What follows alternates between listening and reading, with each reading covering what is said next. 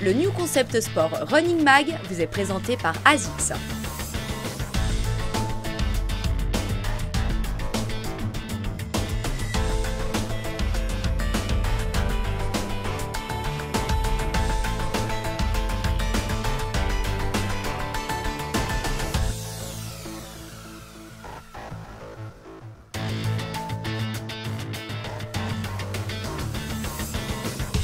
Nous vous parlons régulièrement dans ce mag des produits de la marque suisse Compressport qui s'est mise en tête depuis quelques années de repenser et repenser encore les textiles et accessoires de course à pied et en particulier ceux destinés au trail. Compressport au départ, et comme son nom l'indique, c'était plutôt des accessoires centrés sur la compression, bas et chaussettes en particulier. C'est beaucoup plus désormais. Preuve en est ce tout récent sac à dos Ultra Run S-Pack, qui vient réellement marcher sur les plates-bandes de la marque qui depuis de nombreuses années semblait tout bouffer dans le domaine. Vous voyez de qui je veux parler, non? L'Ultra Run S-Pack est donc un sac à dos de moins de 80 grammes conçu pour parcourir des courses de trail et d'ultra. Il est pensé, ouvrez bien vos oreilles, c'est la com qui le dit, pour descendre à 20 km/h avec plus d'1 litre d'eau dans les poches avant, sans ballottement. Le produit a été développé via un partenariat étroit entre Compressport et le célèbre trailer Sébastien Chéniaud, qui depuis plusieurs années en avait marre que les sacs proposés sur le marché manquent de poches, provoquent des brûlures, soient trop lourds ou ballottent dans les descentes. En ressort donc un sac-gilet réellement novateur et même bluffant, d'excite quelques experts que j'ai consultés et qui l'ont déjà testé sur des longues sorties et même sur des courses. Bluffant pour plusieurs raisons. Par sa légèreté, bien sûr. 80 grammes pour un sac, même pour un sac-gilet, c'est vraiment rien. Ce poids ayant été obtenu, semble-t-il, grâce à des matières et des découpes très réfléchies et optimisées. Par son hyper-fonctionnalité associée à ce poids plume ensuite. Grâce à une conception très ergonomique qui s'adapte à n'importe quel type de silhouette. Cette ergonomie est d'ailleurs vraiment facilitée par un serrage du gilet sur les côtés qui est d'une grande simplicité et qui permet de varier en fonction de l'habillement. Grâce aux poches multiples et très facilement accessibles ensuite, qui permettent vraiment de tout mettre, en particulier 1 litre de liquide devant et des bâtons, bien sûr. Et le petit bonus toujours utile, c'est le dos réfléchissant. Toujours pratique quand on court de nuit. Même au milieu du bush, les animaux peuvent vous voir dans le trafic.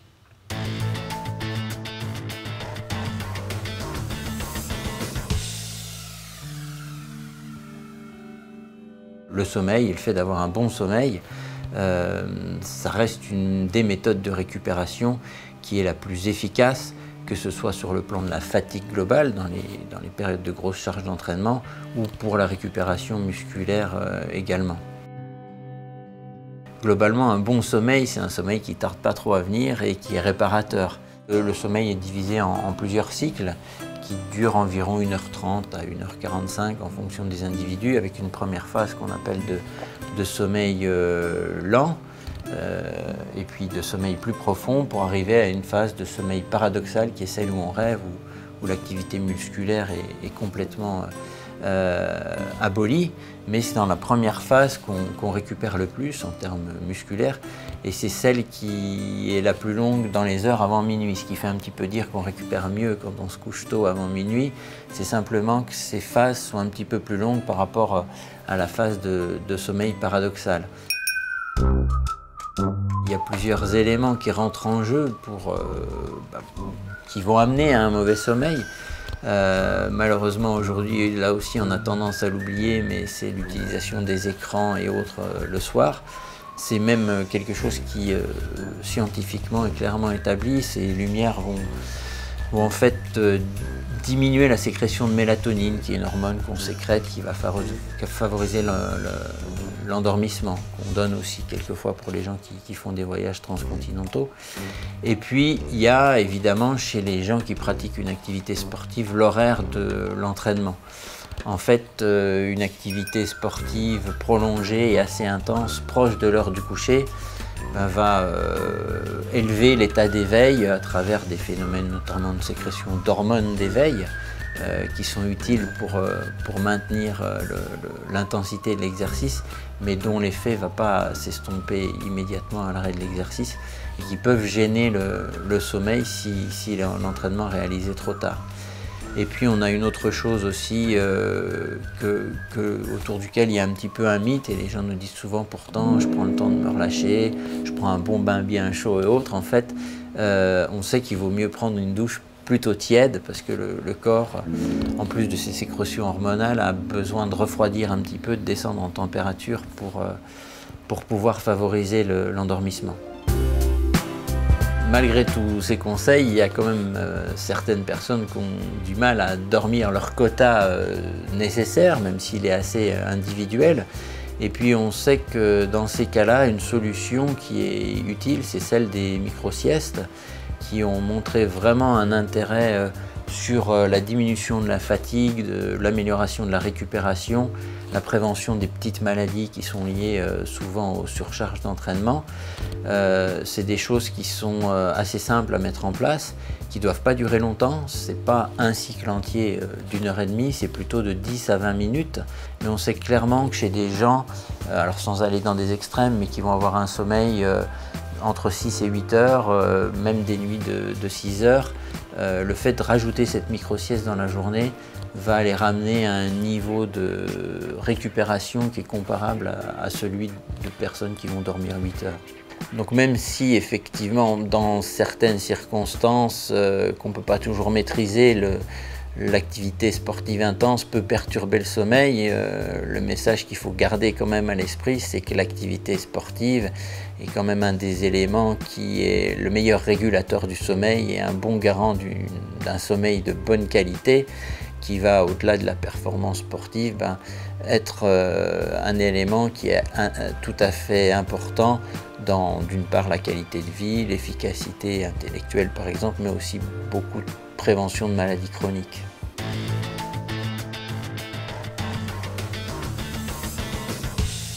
Des Japonais de Mizuno, l'on connaît tous ou presque la fameuse Wave Rider, dont bon nombre de coureurs, fans de la marque, ne peuvent plus se passer. Pourquoi ?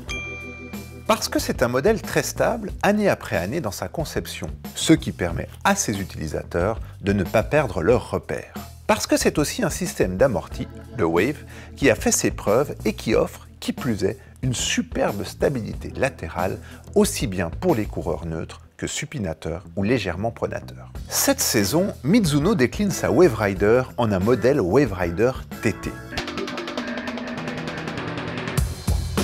Soit une chaussure, l'une des premières véritablement pensées de la sorte, toutes marques confondues, à la fois conçue pour la route, c'est la nature première de la Wave Rider, et pour les chemins de campagne, ainsi que pour de petites courses en montagne pas trop pierreuses et escarpées. C'est le tout en un, destiné prioritairement à ceux qui courent un peu sur tous les terrains et ne veulent pas forcément investir dans plusieurs paires très spécifiques à chacun de ces terrains.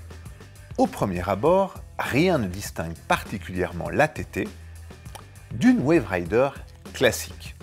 C'est en retournant les chaussures que l'on se rend compte de la différence.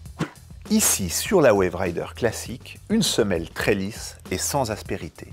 Et ici, sur la TT, le rajout d'une fine couche de semelle plus dure et plus solide appelée Smooth Ride, dont le profil, de même que les multiples petits picots qui la parcourent, permet une bien meilleure accroche sur des sols plus irréguliers, plus humides et plus abrasifs.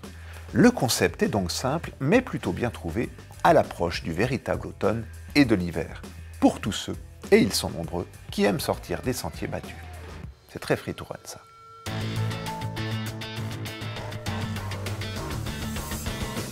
La CTM Spartan est une chaussure particulièrement bien adaptée aux courses à obstacles, bien sûr, puisqu'elle a été conçue pour cela. Vanessa Darbelay des Diablerets et Eric Pitetti de Nyon sont les heureux gagnants de ces deux paires de chaussures Craft mises au concours le mois passé. Ce mois, nous vous offrons deux paires de Hoka Evo Carbon Rocket, modèle que nous vous avions présenté le mois passé. Révisez donc vos classiques et répondez à la question suivante. La Carbon Rocket d'Hoka est pourvue d'un élément technique la rendant particulièrement dynamique. Quel est-il ? A. une plaque en fibre de carbone, B, un coussin d'air hyper rebondissant, ou C, des mini-ressorts en titane. Envoyez dès maintenant votre réponse avec vos coordonnées complètes à l'adresse mag@ncsport.ch.